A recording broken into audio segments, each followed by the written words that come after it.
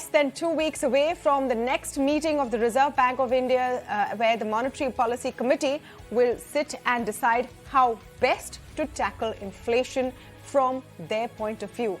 And now sources have told ET Now that the MPC could in fact revise inflation projections for the current year at a higher level. The central bank's current forecast pegs retail inflation at 5.7% in FY23. This is likely to be revised upwards to over 6% is what we're learning. A repo rate hike is also imminent, but the quantum of the hike is yet to be ascertained. For more on this exclusive story, let me go across to my colleague Rajesh Singh. Because of the uncertainty due to the global crisis due to the Russia-Ukraine war, the RBI is worried. Despite many decisions taken by the government, the inflation is not under control and it's at its 8-year high. So RBI is very concerned, and in this, what we got from sources that in the policy which has come to on June 8, the RBI is going to revise its upwards, it's the forecast of 5.7% inflation to anything around 6%. It may be 10 basis point more than even 6%. So what we have got from RBI sources that for the fiscal FY23, inflation will be 6% or more than 6%. It will come down only in the next fiscal in between 4 to 5%. So that is the RBI thing. Besides, repo rate hike is imminent. How much that repo rate hike will be there, that MPC has to decide. But before MPC meeting, RBI is meeting with economists, bankers and market participants to sense the mood, what the market can absorb. So this one thing is certain, that RBI is going to revise its forecast, inflation forecast from 5.7% to 6%. All right, let me go across now to R. Gandhi, former Deputy Governor of the RBI, joining us on the show. Dr. Aurodeep Nandi, India Economist and VP at Normura India, is with us this Friday evening, as is Mythili Bhusnurmath, Consulting Editor, ET Now. Welcome to all of you and thank you for speaking with us. Aurodeep, let me begin by just your take on the basic question we're asking. Is it a given that the inflation forecast will now move upwards? And from all the commentary that you're seeing coming in from Governor, from the RBI Annual Report as well, do you think there will now be a calibration on the extent of rate hike, especially after the fiscal measures that have been taken over the last 1 week? Good evening. Well, yes, Savanna, the answer to your first question is there's almost certainly going to be a revision in terms of the RBI's projection. 5.7% was low even when it was announced in our view. Our projection for inflation in FY23 is actually, we are off market. We think that it's going to average around 7.2%. So we think that there's actually not going to be a let-up of inflationary pressures. Inflation could touch as high as 8% by August, September, and before it starts somewhat moderating on a year-on-year basis. Just given the fact that your crude oil prices are higher, your commodity prices are higher, you've got food inflation that is high. We're likely going to get much higher MSPs this time because the cost of inputs have gone up, and firms are passing on a lot of this higher input costs to consumers. And despite having passed a lot of it, margins are still under pressure. I mean, if you're a tannery in Kanpur and you're facing 7-8 hours of power cut, you're going to use diesel to run your generators. Diesel is far more expensive than electricity. You're going to pass on this increasing cost off to consumers, apart from the fact that you've got higher global commodity prices and other higher input costs. So overall, we are seeing a lot of inflationary pressures, and that should lead to an upgrade in terms of RBI's inflation projection. Whether it will be as high as what we are projecting, probably not, but definitely an upward revision. I'm not able to hear. Mr. Gandhi, can you hear me? Yeah. Yeah. Thanks. Can you hear me, Mr. Gandhi? All right, we're going to try and fix Mr. Gandhi's audio. And in the interim, we'll just request you to go on mute, sir, if you can. Mythili, to the point that Aurodeep was making, that it's a given that the inflation forecast will be moved upward.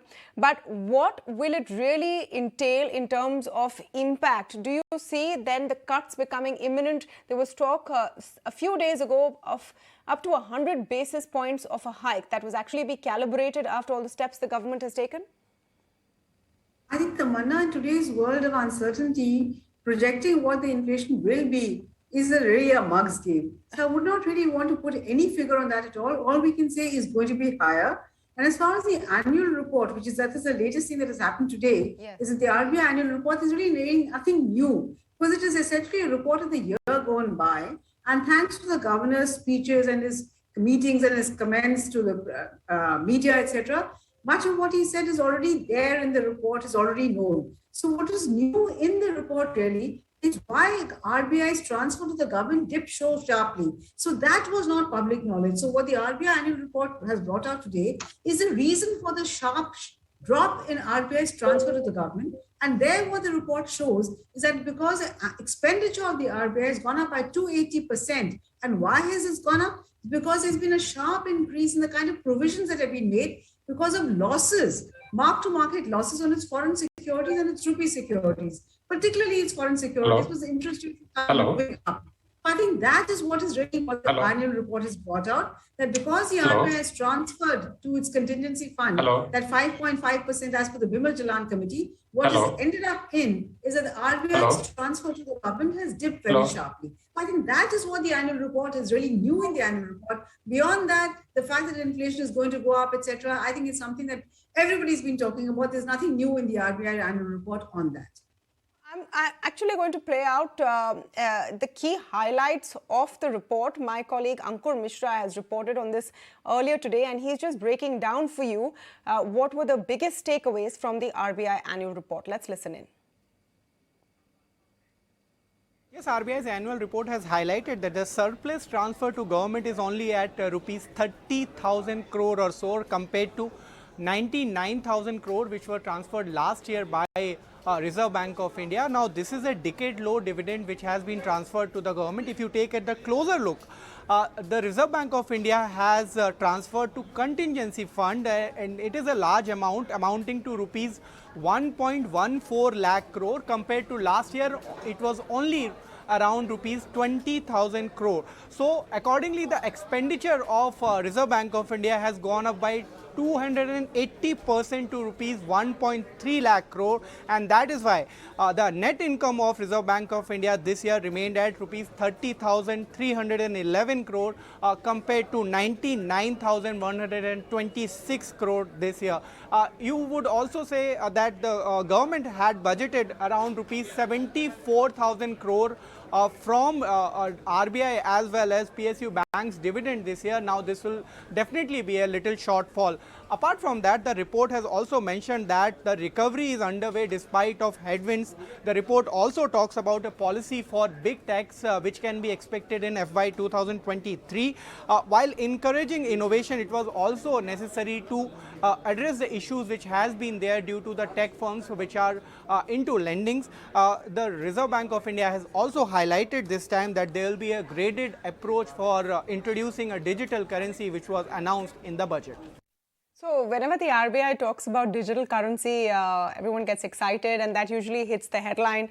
But that's something which will possibly roll out in a few months to come. The focus right now for the Reserve Bank, for the government, is firefighting on the inflation front. Aurodeep, you talked about a very interesting aspect, that it's not just about cutting excise duties or increasing interest rates. There are other very basic issues of supply side constraints which are sort of leaching into other areas. And you gave the example that if you have power cuts, because coal imports have become so tough, you're going to use diesel and you're going to pass that on. Do you see that problem in other spheres as well, where food inflation in particular is becoming sticky?